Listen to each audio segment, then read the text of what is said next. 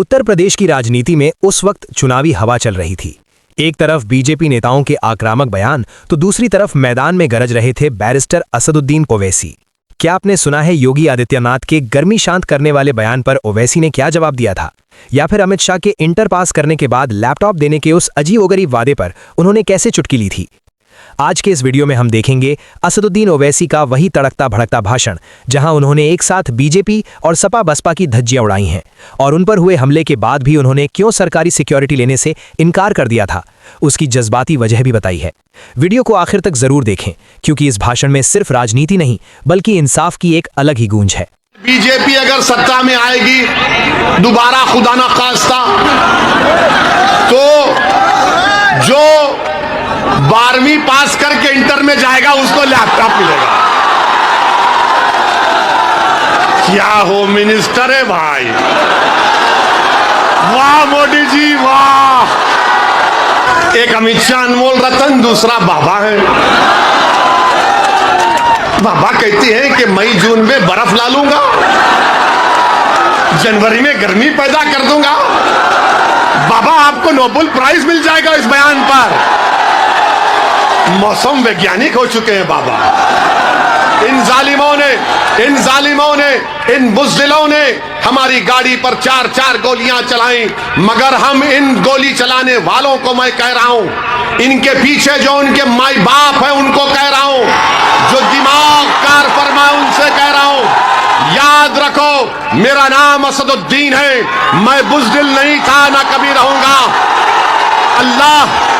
अल्लाह जब तक हमको जिंदा रखेगा जिंदा रखेंगे। और सुनो बुज़दिलों, असदुद्दीन ओवैसी ने अल्लाह के करम से, अपने बुजुर्गों की दुआओं से, मैंने बातिल ताकतों के तूफान में चिराग जलाने का हुनर सीख लिया हूं, और चिराग जलेगा इंशाअल्लाह ताला। अरे हम मिटने आए इस जमीन में, मिटेंगे। अरे जब हम जमीन पर आए तो इसी जमीन के एक दिन ग़िज़ा बनेंगे। मगर सुन लो जालिमों, जब तक अल्लाह जिंदा रखेगा, बेबाकी के साथ और बगैर खौफ खाए हम सच्चाई को बयान करते रहेंगे। दुश्मन चाहे कोई इख्तिदार की कुर्सी पर बैठने वाला जालिम हो, हम इख्तिदार की कुर्सियों पर बैठने वालों से नहीं डरते, हम जमीन व आसमान के खालिक से डरते हैं। हम किसी देश के प्रधानमंत्री से या मुख्यमंत्री से या अखिलेश से नहीं डरते, हम मखलूक से नहीं डरते, हम खालिक से डरते हैं। और यही चीज उनको पसंद नहीं आती कि आखिर कौन है ये लोग कि हम गोलियां चला रहे हैं, और ये पार्लियामेंट में खड़े होकर कह रहा है कि मैं ठुकराता हूं, मुझे सिक्योरिटी नहीं चाहिए, मुझे जेड कैटेगरी नहीं चाहिए, मुझे बराबरी के शहरी का हकूक दो। जब मैं ये बात किया तो सब लोग ताज्जुब किए। कई नेता पार्लियामेंट के मेंबर आके बोले, ओवैसी तुमने बात तो अच्छी की, मगर नेता लोग तो सिक्योरिटी लेने के लिए तड़पते हैं और तुम उसको ठुकरा रहे हो, उसकी क्या वजह है? उसकी वजह एक ही है, मैंने बयान किया और फिर कह रहा हूं, अगर ओवैसी को एक सोने के पिंजरे में डाल दिए तो फिर क्या फायदा? अगर ओवैसी की जान बचा ली जाए और डीवाईएसपी को इंसाफ ना मिले तो फिर क्या फायदा, बताओ आप? अगर ओवैसी को सिक्योरिटी मिल गई तो वो 22 नौजवान जो CAA का एहतजाज कर रहे थे, CAA के काले कानून के खिलाफ उत्तर प्रदेश में, उसकी मां को, उन बच्चों की मां को जो शहीद हो गए, उनको ओवैसी क्या मुंह दिखाएगा? कि उनकी मां कहेगी कि तुझे सिक्योरिटी मिल गई, मेरे बच्चे की तो जान चले गई।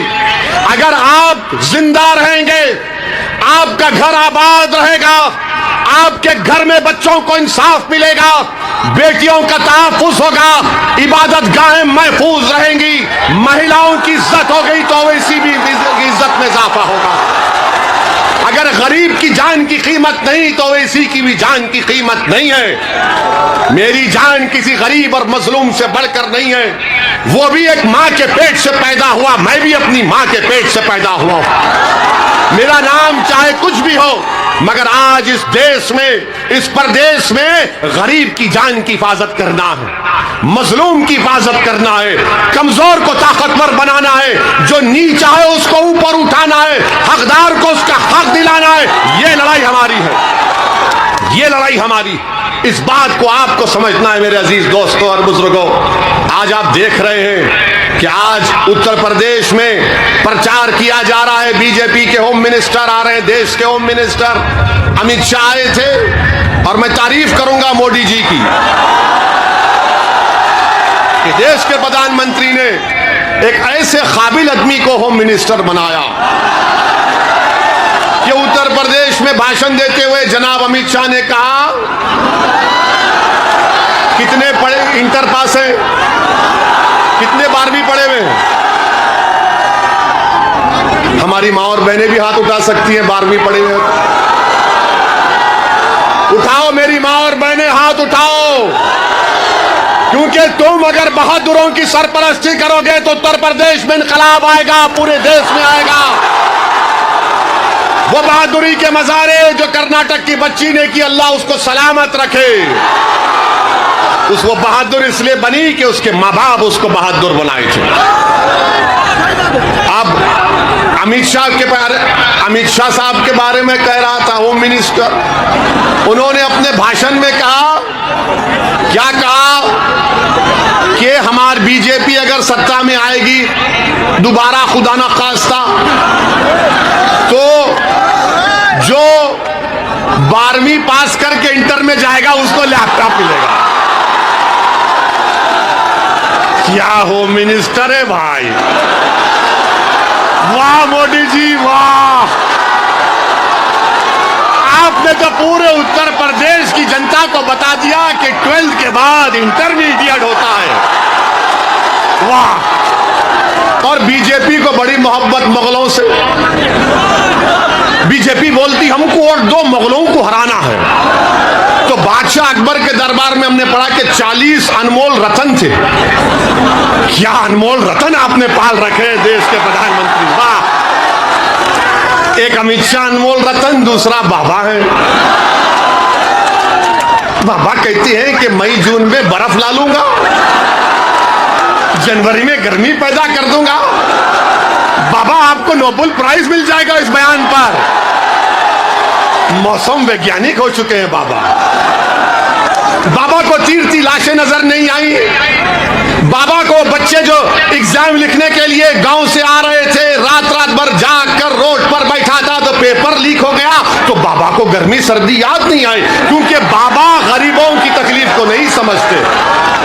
उत्तर प्रदेश का मुख्यमंत्री गरीबों की तकलीफ को नहीं समझ सकता, ये इनका मामला है। मेरे अजीज दोस्तों और बुजुर्गों, वहीं पर समाजवादी पार्टी के अखिलेश का भी एक वीडियो आया है जिसमें वो कह रहे हैं, सुन लीजिए, हमारे जेब में और बिजाने और नहीं वीडियो है, वो हमारी जेब में नहीं है, अभी आएंगे इंशाअल्लाह, फिक्र मत करिए। आप एक दिन खड़े हो जाएंगे ना हिस्सेदारी की लड़ाई में, तो सब आएंगे आपके पास इंशाअल्लाह ताला। वो दिन आएगा, देखना, मैं जिंदा रहूं या ना रहूं, तुम देखोगे इंशाअल्लाह ताला। तो उस भाषण में जनाब अखिलेश कह रहे हैं, सुनिए, उस भाषण में अखिलेश कह रहे हैं कि जो मां और बहनों की इज्जत नहीं करते सप्पा को वोट दो, जो कानून को नहीं मानते सप्पा को वोट दो। तो हम कभी बचपने में अपने मुगल आजम पिक्चर देखे थे, अब नहीं देखते, अब नहीं देखते, अब तौबा कर लिए। तो उसमें एक डायलॉग बड़ा मशहूर हुआ था, तो उसमें डायलॉग था कि तेरे दिल की बात जबान पर आ ही गई। तो इनके दिल की बात जबान पे आई गई कि जो माता और बहनों की इज्जत नहीं करते सप्पा को वोट दे दो, जो कानून को नहीं मानते सप्पा को वोट दे दो। ये वीडियो है। अच्छा, कौन विजय, उनका नाम भी बोल देता हूं, बाबूजी की पार्टी के, उनका नाम इरफान इरशाद है। और उन्होंने हमसे कहा कि चुनाव के बाद आपको तीतर खिलाएंगे। हम बोले ठीक, अभी खिला देते तो अच्छा था। तो मेरे अजीज दोस्तों और बुजुर्गों, ये हिस्सेदारी की लड़ाई है, ये बराबरी की लड़ाई है, आपको नेता बनाने की लड़ाई है। और अगर कोई आकर आपसे कहेगा कि ओवैसी यहां पर आया है तो बीजेपी जीत जाएगी, आप खुद जानते हैं कि ये बकवास है, ये बकवास है, इसमें कोई सच्चाई नहीं है। सुनिए, आप सुनिए हमारी बात को। 2019 के लोकसभा के चुनाव हम नहीं लड़े, अखिलेश और बहन जी मिलकर लड़े, तब भी बीजेपी 65 लोकसभा की सीट जीत गई। हमने कहा था आपको बीजेपी को वोट देने के लिए। इसीलिए हम आपसे कह रहे हैं कि आप सिर्फ वोट डालने वाले बन गए, वोट लेने वाले नहीं बने आप। जब आप वोट लेने वाले बन जाएंगे तो आपकी ताकत दिखेगी। जब आपकी ताकत दिखेगी तो उसी के ऊपर आकर कोई आपसे बातचीत करेगा ना कि भाई तेरी इतनी ताकत है, बोल क्या करना चाहिए। तो जब आप अपनी ताकत की बुनियाद पर, जब आप अपनी ताकत की बुनियाद पर कह सकेंगे कि उत्तर प्रदेश में मुस्लिम अल्पसंख्यक समाज को, दलित समाज को, पिछड़ा समाज को, कुशवाहा समाज को इंसाफ किया जाए, क्योंकि ये जानते क्या है कि इनके दिमागों में ये बात बैठी हुई है कि ये लोग कहीं नहीं जाएंगे। इनको डर दिखाओ मोदी का, योगी का, बीजेपी का, ये डर कर हमको वोट देंगे। ओवैसी आपसे कह रहा है कि डर की बुनियाद पर नहीं, उम्मीद की बुनियाद पर, खौफ की बुनियाद पर नहीं, खौफ की बुनियाद पर नहीं। अगर आपकी ताकत दिखाई देगी, और ताकत सिर्फ नारों से ताकत नजर नहीं आती, ताकत सिर्फ जज्बाती तकारीर से नजर नहीं आती, ताकत सिर्फ 1000 10,000 का मजमा जमा करने से दिखाई नहीं देती। जमहूरियत में, लोकतंत्र में ताकत वोट है। जब वोट की ताकत नजर आएगी तो सपा, बसपा, बीजेपी सब बोलेंगी कि अब इनसे पंगा लेना महंगा पड़ेगा। और आप इस बात को समझिए, मेरी इस बात को, अगर आप ये समझ रहे हैं कि बाज लोग आकर जो दिल्ली और लखनऊ में बैठकर आपके वोटों का सौदा करते हैं, मैं उनसे भी कहना चाह रहा हूं कि अब तुम्हारी दुकानें बंद होंगी। तुम अब तिजारत नहीं करोगे हमारे जज्बात पर। तुम हमारे वोटों की तिजारत करते हो अपनी जाती मफाद के लिए। अब एक बेदारी की लहर पैदा हो चुकी है उत्तर प्रदेश में, और वो बेदारी की लहर ये होनी चाहिए कि आप इसको वोट में तब्दील करें। और मजलिस के मुखालिफिन, भागीदारी परिवर्तन मोर्चा के मुखालिफिन कहते ओवैसी के जनसभा में भीड़ तो मन कराती है, मगर क्या वोट में तब्दील होगा? क्या वोट में तब्दील होगा? क्या वोट में तब्दील होगा? क्या वोट में तब्दील होगा? अगर वोट में तब्दील होने का आप हमसे वादा कर रहे हैं तो कहीं 27 तारीख को भूल नहीं जाना।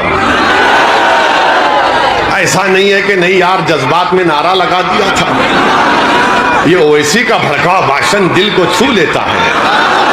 मेरे दोस्तों, मैं अगर अपनी जबान को चलाता हूं तो मैं आपसे वाहवाह हासिल करने के लिए नहीं चला रहा हूं। मैं आपको एक पैगाम दे रहा हूं, फिक्र दे रहा हूं। उस फिक्र जो दे रहा हूं, जो पैगाम हमने और बाबू सिंह साहब ने दिया, उस पर गौर करिए, उस पर सोचिए। आप सोचिए क्या कि इनकी बातों में सच्चाई है।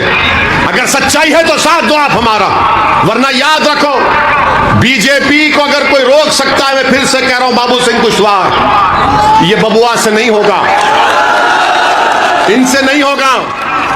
ये खाली आराम पसंद आदमी है, लड़ना जानते नहीं है। हम लड़ना जानते हैं। और एक तरफा मोहब्बत कब तक करेंगे आप सपा बसपा से एक तरफा मोहब्बत कब तक करेंगे? क्या आपने कभी जिंदगी में इश्क किया, मोहब्बत की? एक तरफा होती है। मैं इंसान की मोहब्बत की बात नहीं कर रहा हूं, मैं आपको बात कर रहा हूं रब्बे करीम से। अगर कोई मोहब्बत करता है ना, तो क्या बतलाया गया कि तुम एक कदम चलो, वो 10 कदम तुम्हारी तरफ चलेगा। मगर यहां पर क्या है? नहीं नहीं, एक तरफा मोहब्बत, सपा या बसपा। ओवैसी है, अच्छा बोलता है, अभी टाइम है। टाइम मेरे पास भी नहीं है, आपके पास भी नहीं है। अपना टाइम अभी है इंशाअल्लाह ताला। यही हमारा टाइम है, यही हमारा टाइम है। याद रखो, जो लोग इस तरह की बात कर रहे हैं, मैं उनसे कह रहा हूं, मैं नौजवानों से अपील कर रहा हूं कि अपने बुजुर्गों को समझाओ कि जब 5 साल के बाद एक बच्चा और बच्ची आज 15 साल की है, कल 20 साल की जब हो जाएगी, तो आप, वो बच्चा और बच्ची जब आपसे पूछेंगे, बताओ अब्बू मेरे शिक्षा का इंतजाम क्यों नहीं किया? वो बच्चा कहेगा कि मेरे रोजगार का इंतजाम क्यों नहीं किया? तो क्या आप उनसे कहेंगे भक्त सपा को बसपा को वोट देना है, बस यही काम है? नहीं कह सकते आप।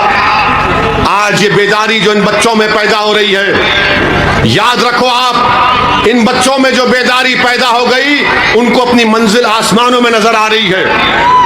वो ख्वाबी रूह जब बेदार होती है जवानों में, उनको नजर आती है अपनी मंजिल आसमानों में। वो ख्वाबी रूह को बेदार करना है, वो ख्वाबी रूह को आपको बेदार करना है।